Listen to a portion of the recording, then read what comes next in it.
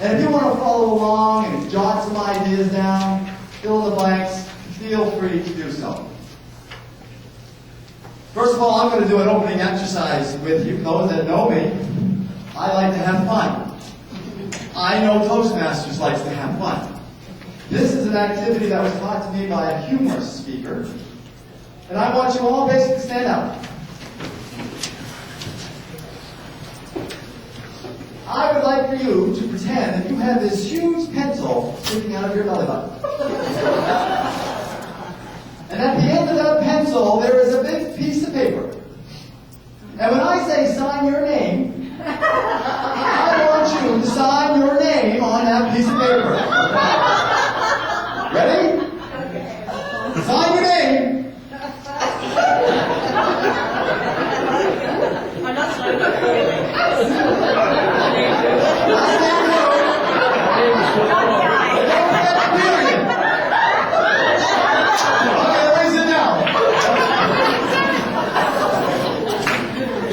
Now I feel like I know you all very intimately. But you all have a unique signature. You're probably thinking, what does signature have to do with public speaking? It has everything to do with public speaking. You are developing your signature right from when you were a baby. My mother told me that I was the prettiest baby in the world. How many of you were told you were the prettiest baby in the world? Oh yes, there's a lot of you. You're not shy, you're Toastmasters. Okay, how many of you were ever a baby? Good. Some hands aren't going up here. I'm so proud of the fact that my mother told me that I was the prettiest baby in the world. I brought a picture to prove it.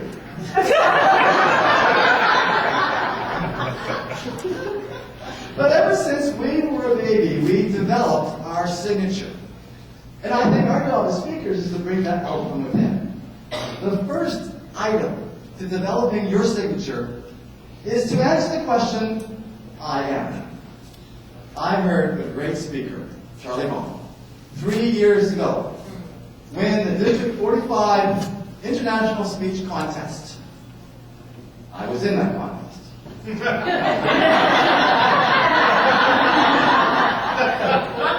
I lost. Again. But he did a speech that had embedded in the speech, I am, and it goes beyond your name. It's your signature. It's what your values and beliefs are. This is where your message is going to come from. Darren Lacroix, the 2001 World Champion of Public Speaking, says your message shouldn't be more than 10 words. So as an exercise, I had to sit down and figure out what I value, what my beliefs are. These are 3 of the items that I came up with. I am kind, believe it or not. I am adventurous. I am a dreamer. These are 3 items that I truly value. I've got 3 messages sitting right there. If you can develop your message, that's 80% of the battle right there. The next exercise is, why am I?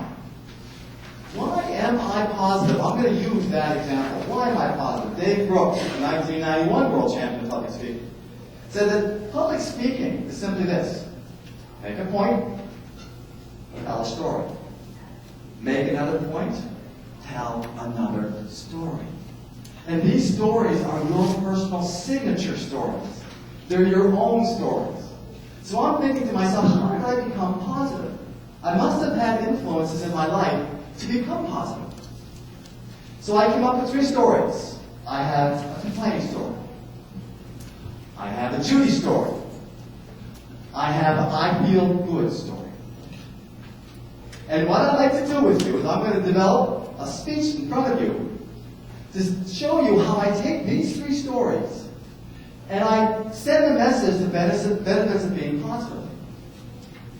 I don't know if you realize this or not, but there are some very negative people out there. The present company excluded.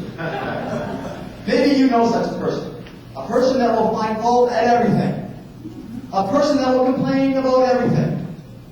I can't make the comment that I've never complained. I do complain. when I'm in pain, I don't think it's too much to ask for people to feel sorry for me. Because there are times that I feel it's all about me. And my back is out. And I want sympathy from my family. Do you think I got sympathy from my family? So I venture outside with my back problem. Looking for people to feel sorry for me. And I'm jogging. I put my sweatsuit on, I'm jogging. And I'm limping down the sidewalk looking for anyone to talk to. And I see this elderly gentleman walking across the street. And I time it just perfectly. That I am going to meet him as he's walking across the street. He must have been at least 80 years old. I say 80 because it takes every ounce of energy for him to get across the street. So he gets across the street, and I limp up to him, and we make eye contact. And he looks at me in the eyes and says, "Sonny, I would trade places with you anyway." It put things in perspective. There are people out there that even if you do complain, there are people out there that will bring to your attention, you don't have it so bad. And that's part of being positive. There's always somebody out there with a worse problem. Much like these two dogs.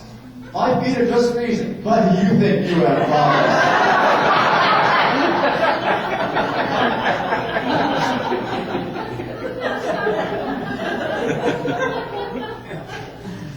And I think it's important to be positive, to surround ourselves by positive people. Judy Botour was one such person for me. Judy Botour taught physical education at a local high school. Her and I teach physical education together. She's always coming to school with this smile and positive attitude. We have to administer fitness tests on our children. You may recognize this particular test, the 12-minute run.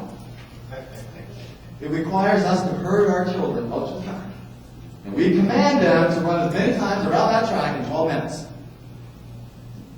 They just love this exercise. But when Judy Botour ran, she said, we should run to set an example.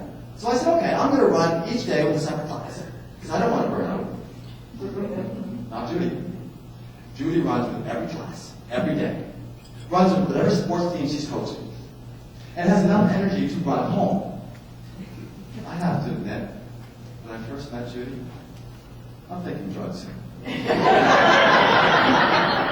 Drugs. Very good drugs. But it's not drugs. Her positive attitude, people wanted to magnetize around her. They wanted to run with Judy. They didn't mind running those laps with her. And with her positive attitude, she became Teacher of the Year. Surrounding ourselves by positive people. So then I realized it's contagious. Positive permeates people. It's contagious. So I decided to take it out the road and do motivational speaking with students, high school students. And I tell the students that they can all call me Joey. So my friends call me Joey. You can all call me Joey also.